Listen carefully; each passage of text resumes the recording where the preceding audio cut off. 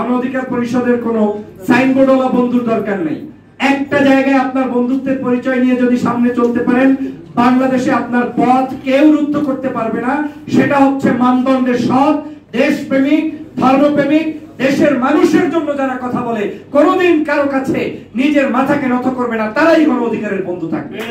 আর যারা দেশকে বিক্রি করবে, যারা স্বার্থের জন্য চলবে, টেন্ডারবাজি করবে, সন্ত্রাসী করবে, চাঁদাবাজি করবে, টাকা পয়সা লুটপাট করবে, অন্যায়ভাবে ক্ষমতায় থাকতে চাবে, ছাত্র জনতার উপরে জুলুম অত্যাচার করবে, নির্যাতন করবে, আগামীর বাংলাদেশকে আবার বিপদগামী হাসিনার পথে চালাতে চাবে, তারা কোনোদিন গণ অধিকারের বন্ধু হবে না, হবে না।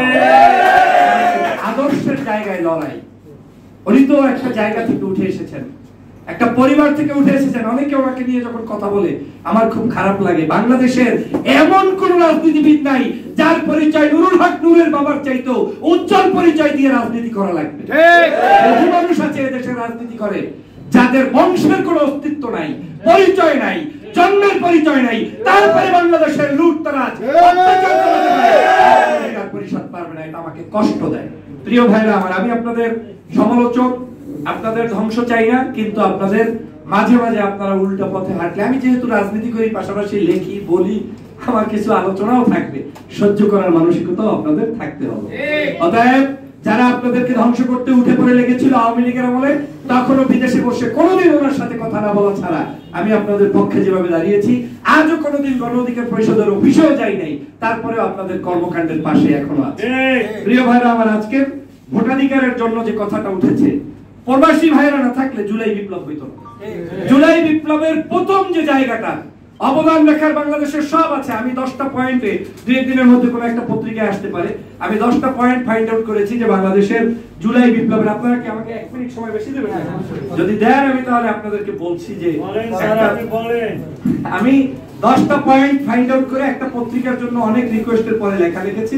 সেই লেখাটার 10টা পয়েন্টের শুধু হেডলাইন বলছি যে বাংলাদেশে এই যে আজকের এই বিজয়টা হলো, তার মধ্যে অন্যতম হচ্ছে ইসলামী নেতাদেরকে পরিকল্পিতভাবে হত্যা, শাহবাগের নাটক। এটা 1 নাম্বার আমি লিখেছি। 2, আলেম ওলামার উপরে নির্যাতন, শাপলা চত্বরে গণহত্যা। 3, সেনাবাহিনীকে দুর্বল করার জন্য 57 জন সেনা অফিসারকে হত্যা। 4, বেগম খালেদা জিয়াকে অন্যায়ভাবে কারাবাস, সাবেক 3বারের প্রধানমন্ত্রী দেশনেত্রী বেগম খালেদা জিয়াকে বাড়ি থেকে উত্তোলন। তারপরে 5, ভোটাধিকারবিহীন নির্বাচন ও ভোটাধিকার হরণ। 6, বাক স্বাধীনতা হরণ ও মত প্রকাশের অধিকার দমন। 7, গুম, খুন, অন্যায়, আয়নাঘরের নির্যাতন। 8, কোটা সংস্কার আন্দোলন, ছাত্রদের উপর দমন নীতি, যেটা আপনারা করেছেন 2018 সালে, ঠিক কিনা বলেন? এরপরে 9, আবরার ফাহাদ হত্যা ও ভারতীয় আধিপত্যবাদের বিরোধিতা। এরপরে আপনার 10 আর একটা আমি এখানে লিখেছি, যেটা হচ্ছে প্রবাসী সহ বিভিন্ন দেশে যারা আজকের এই রেমিটান্স যোদ্ধারা আন্দোলন করেছেন, সংগ্রাম করেছেন।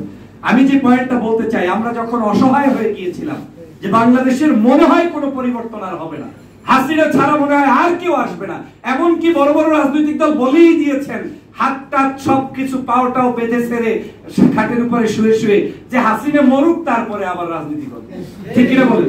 তো এই হাসিনাকে তাড়ানোর জন্য সবচাইতে বলিষ্ঠ ভূমিকা রেখেছে প্রবাসী রেমিটান্স যোদ্ধারা, তাদের জন্য করে।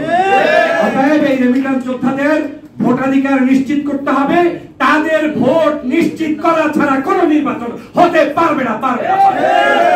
আপনাদের কাছে আমার অনুরোধ হচ্ছে, আমি আজকের এই জুলাই বিপ্লবে যারা শাহাদাত বরণ করেছে তাদেরকে স্মরণ করতে চাই। আপনাদেরকে বলতে চাই, আপনারা জুলাই নিয়ে পড়ে থাকবেন, ব্যক্তি নিয়ে নয়। আমাদের এখন ওই ছোট ছোট রাজনীতি দল, বড় রাজনৈতিক দলের সমালোচনা, আলোচনার চাইতে ইম্পর্টেন্ট হচ্ছে দেশ বিনির্মাণের জন্য ঐক্যবদ্ধ হওয়ার পদ্ধতি আবিষ্কার করা, ঠিক কিনা বলেন? অতএব কে আমার পক্ষে থাকবে, বিপক্ষে থাকবে দেখার বিষয় নয়। আমি নুরুল হক নূর ভাইয়ের কাছে অনুরোধ করব, আপনি দেশদীপ্ত একজন নেতা, বাই বর্ন লিডার, আপনার হারানোর কিছু নাই।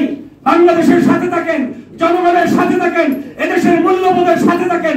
আপনার সাথে আজকে কেউ না থাকলেও আগামী দিন কোন জায়গা থেকে মানুষ আসবে, যেটা 5 তারিখের ওই হাসিনার পতনের দিন কেউ কল্পনা করতে পারে নাই, আপনার গণ অধিকারও কল্পনা করতে পারে না। ভয় না পেয়ে সাহস নিয়ে এগিয়ে যান, সৎ পথে থাকেন। আজ না হোক কাল হোক আপনার মূল্যায়নে দেশের জনগণ অবশ্যই উপলব্ধি করবে। আর যদি ওই অচল মালের মতো আপনারা বিভিন্ন জায়গায় যোগাযোগ করে 1, 2, 5টা এমপির জন্য দৌড়াদৌড়ি করেন। এমপি হয়তো 2-1 পাইতে পারেন, কিন্তু বাংলাদেশের জনগণের ভালোবাসা পাবেন না। অতএব আসুন আমরা সবাই মিলে দেশ বিনির্মাণের জন্য সাহসিকতার পরিচয় দেই, সাহসী যোদ্ধা হিসেবে দেশ গঠন করি এবং আপনার আপন বন্ধু চেনার চেষ্টা করেন। নূর ভাইকে সব কথা তো আর সমাবেশে বলা যায় না, অনেক পরামর্শ জীবনে 2-1 বার হলেও তো দিয়েছি। প্রত্যেকটা পরামর্শ মিলিয়ে দেখবেন ডায়েরিতে, একটাও আপনার এখন পর্যন্ত যায় না। এই দল ভাঙার পিছনে যাদের অবদান ছিল, এক সময় বলেছিলাম ওই লোকগুলোর দরকার নেই, আপনার নিজস্ব লোক নিয়ে দল করেন, ধার করে মানুষ নিয়ে দল করার প্রয়োজন নাই। খেসারত পেয়েছেন, ভবিষ্যতে যাতে এরকম খেসারত আর না দিতে হয় সেই পথে থাকবেন। আমি আপনাদের শত্রু নই, বন্ধু। এই বন্ধু হিসেবে থাকতে চাই, সমালোচক হিসেবে থাকতে চাই। আপনাদের দেশ বিনির্মাণে আপনাদের ত্যাগ এবং ভালোবাসাকে সম্মান জানিয়ে আজকে আমি বক্তব্য এখানেই শেষ করছি।